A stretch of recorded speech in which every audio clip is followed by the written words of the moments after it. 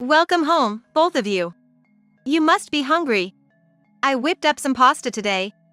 Upon returning home, Lisa, my eldest son's wife who had never cooked before, greeted us with those words. Something's definitely up. Oh, looks delicious.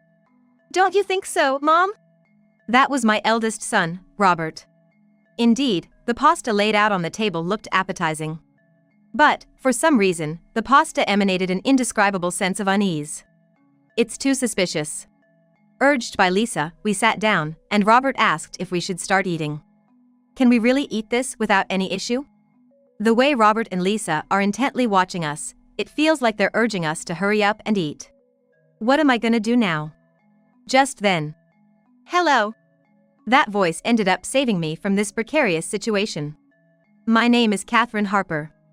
After a divorce 30 years ago, I moved back to my family home in Nebraska. My parents have since passed away, and now I live alone. Many might think that living alone at the age of 73 must be challenging and lonely, but it's not. Compared to where I lived before, the cost of living here is lower, and all my neighbors are kind folks. My hobby of enjoying coffee, among other things, keeps me entertained, making life enjoyable. But, in such a peaceful life, even slight disturbances can become stressful. The two who are about to come are perfect examples. Hello there. Just the two of you today? We took time out of our busy schedule to come over, and you sound disappointed. This is why Lisa doesn't like you. Hey! There's no reason for me to dislike such a kind mother-in-law like you. Right, Catherine? The slightly sarcastic remark came from my eldest son, Robert. And the blatantly insincere words are from his wife, Lisa. 20 years ago, the two met as colleagues at the same company. They started dating a month later and got married 6 months after that. I remember being taken aback by how quickly things progressed between them. Everything, from meeting the parents to the wedding, was rushed. There was no time to second-guess any decisions. People used to make snide comments about their marriage. There's no way they'll last with such a short courtship. They're probably gonna divorce soon anyway. Each time I'd hear such comments, my heart would ache as their mother. But, fast forward, and they've been married for 20 years. They even have kids and, contrary to everyone's expectations, they're living a happy life. From a mother's perspective, I can't help but be amazed at how well things turned out. Hey, Mom. Mom. Were you listening? Oh. I'm sorry. I was lost in thought. Please stop spacing out like that, Catherine. Turning senile at 73? That's a bit too early, don't you think? At this rate, we might have to consider putting you in a care home. Lisa is generally kind, but every once in a while, she'd make such condescending remarks. But, what Lisa's saying does make some sense. If you start having mobility issues post-70, it'd be a pain for us. It'd be the end of the world. Exactly. How about considering moving to a care home now? It would ease our worries. Right, Catherine? Seriously. What do they think of me? This isn't the first time Robert and Lisa have been thoughtless like this. I'm not ready for a care home. I'm not that old yet. You're delusional if you think you're still young at 70 plus. Heaven's right around the corner for you. There's no need to pretend otherwise. Hearing them talk about care homes and heaven, my spirit dampens. But, thankfully, there's an angelic presence that comes to my rescue. Dad! Mom! Stop being so mean to Grandma! Why are you here when you said you were going out with friends? My friend had something come up, so I couldn't go. But more importantly, apologize to Grandma. This girl is Kayla, a 17-year-old high school student. Unlike her parents, she's incredibly genuine and sweet. Yeah, I get it. I'll apologize. Catherine, I'm sorry. I'll try to be kinder next time. Mom. Don't be sarcastic. Apologize properly. Thank you, Kayla. I'm okay.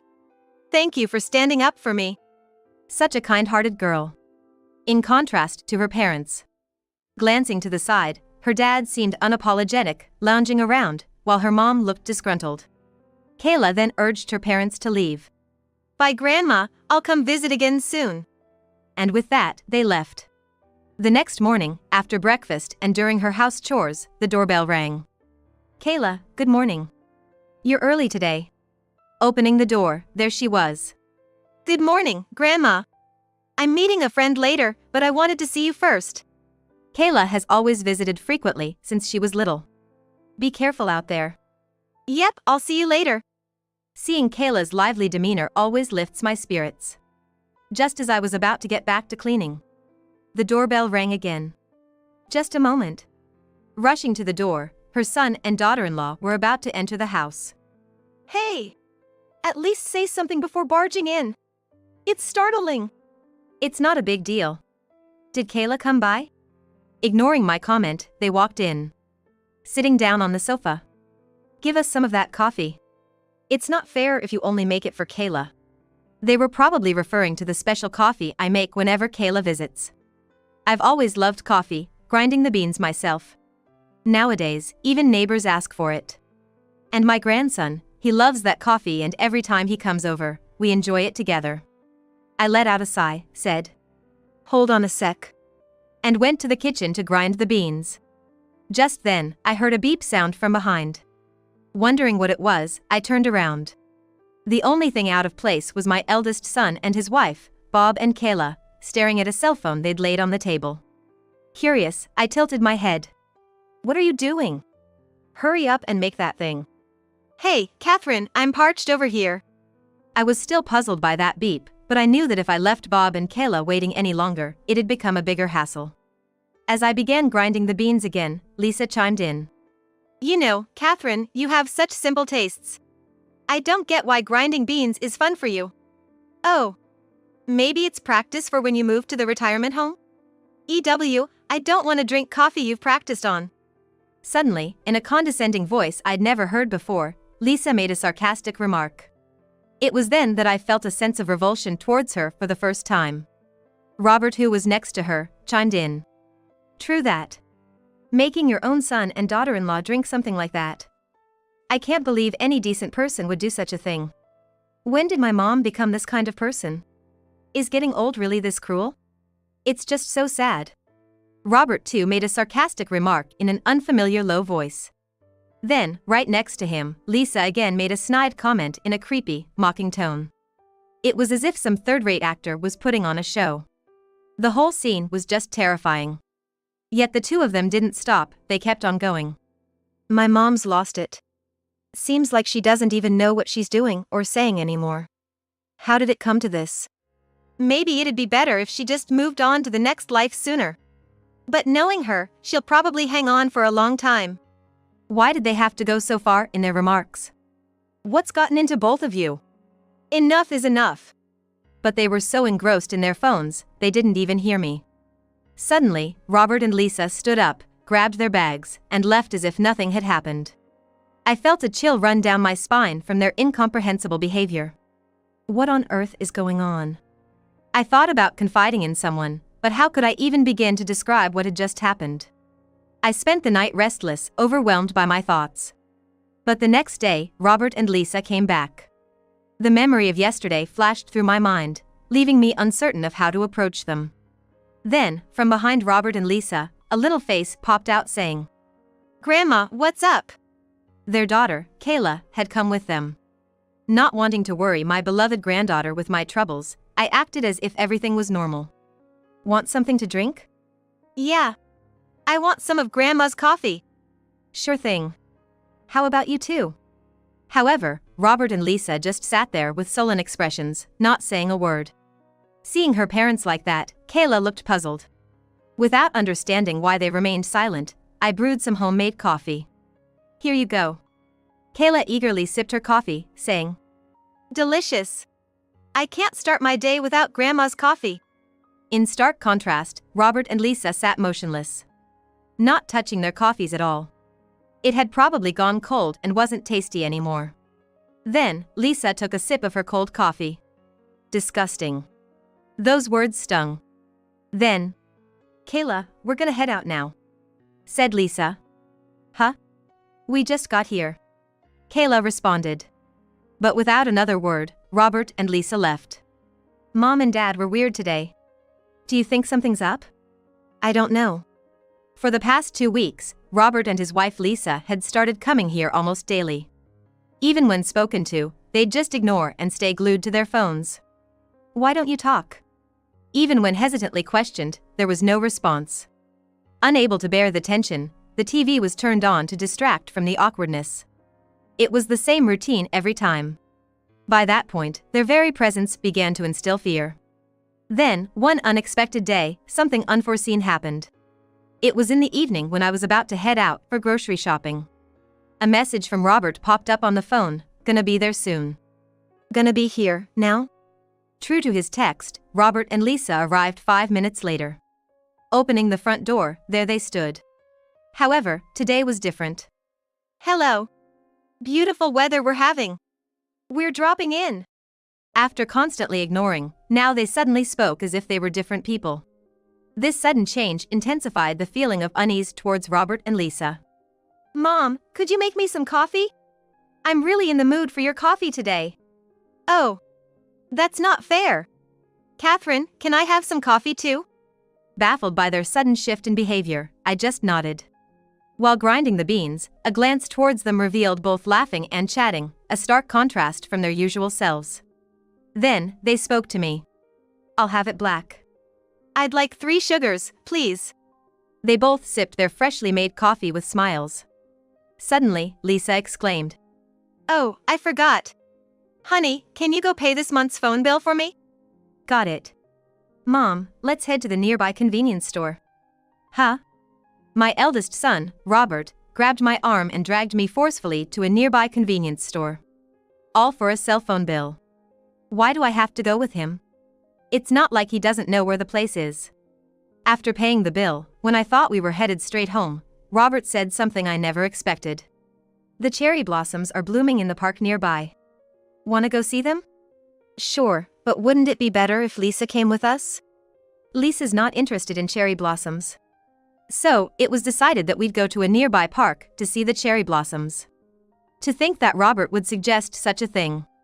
The kindness that Robert, who has always been so cold towards me, showed brought a sense of fear and made me even more wary of him. But, that feeling of caution slowly faded as I gazed upon the beautiful blossoms in the park. "They're beautiful." Yet, that feeling of caution returned due to Robert's actions. He had suggested visiting the cherry blossoms, but he showed no interest in them and kept checking his watch. Guess it's about time to head back. We got in the car, all the while I kept a suspicious eye on Robert. Once we reached home and entered the living room. "Welcome back, both of you. Hungry? I made pasta today." Suddenly, Robert's wife, Lisa, said that. Lisa cooking was something that had never happened before. After ignoring me for so long, suddenly she's cooking? And it's not even 6 p.m. yet? Something's definitely up. "Looks delicious, doesn't it? Mom, you think so too, right?" Robert said. Indeed, the pasta on the table looked appetizing. But, there's something about that pasta that's unsettling. It looks too suspicious. Encouraged by Lisa, I took a seat.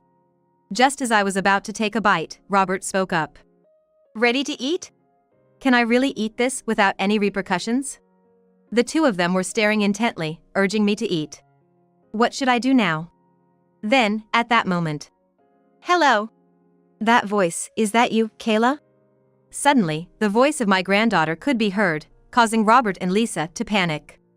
And the two of them quickly headed for the front door. "Where's Grandma?" I could hear Kayla's voice. "Kayla. Why are you here?" "What do you mean, why? I always come over. More importantly, isn't it rare for the two of you to be here at this time? Why are you here?" "Well, we just thought we'd have dinner with Catherine for a change." Their panicked state was evident. But, such a coincidence. Kayla came over at the perfect time. Now's my chance. With Robert and Lisa preoccupied with Kayla, I quickly switched my plate of pasta with Lisa's. Then, I composed myself, waiting for the couple to return. When they did, Lisa exclaimed, "Thank you for waiting, Catherine. I thought we could eat together." "Where did Kayla go?" "She went shopping. We only had this prepared for dinner, so we sent her to buy her own meal." Lisa replied. "That can't be right. There's plenty of food in the fridge. Making her go shopping on purpose? It just makes things even more suspicious." "Shall we dig in right away?" "Yeah. Robert and Lisa, just like before, waited for me to start eating first. There's definitely something up. But I should be fine, after all, I just switched plates with Lisa. There shouldn't be anything wrong with this one. With determination, I take a bite of the pasta. Mom, how is it? What do you mean? What do I mean? The taste, of course. It's all about the taste. Robert and Lisa seem to be deflecting with humor and about to start eating as well. It looks delicious. Told you. But even as they say that, the two of them, forks in hand, don't touch their pasta and keep glancing over at me. Their behavior is making it hard to focus on my meal, but everything feels normal so far. Feeling reassured, I continue eating. Finally, with puzzled looks, Robert and Lisa start eating their pasta. But then, suddenly, oh! Lisa's demeanor changes drastically. I knew it. After secretly switching plates with Lisa, she took a bite and immediately began choking. She began to struggle and then fell over, chair and all. I can't believe something like this is happening right before my eyes. Hey! Lisa, are you okay? Stay with me. It was supposed to be me eating that pasta. And now, something awful has happened to Lisa because of it. Lisa! Lisa! Stay with me. Open your eyes. An ambulance was called immediately, and it arrived within 5 minutes. Lisa was carried by paramedics into the ambulance. Neighbors began to gather, watching the scene unfold. The presence of the ambulance brought out the nearby residents. Seeing this, Robert shouted, "Don't look! Stay back!" 10 minutes later, Lisa was rushed to the hospital. As I watched the ambulance drive away, Grandma, what happened? Did someone get hurt? Kayla, let me tell you. When I explained everything to my returning granddaughter, her astonishing response was, she got what she deserved. After all, it could have been you in that ambulance, Grandma. What do you mean? Come with me, she said, leading me back into the house.